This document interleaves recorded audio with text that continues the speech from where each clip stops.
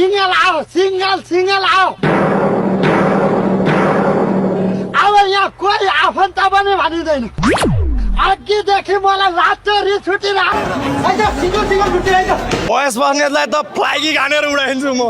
महेश बस्नेतलाई म खुल्ला रूपमा के भन्छु भने नि यदि त्यसका बाउको हिम्मत र दम छ भने नि महेश बस्नेत सिंगल हानु माइती घरमा ल भोलि बिहान 12 बजे आइज यहाँ यी माइती घरमा एक हात काफी छ महेश बस्नेत तिम्रो लागि त म एक हात तिमी ल दुई खुट्टा चाहिँ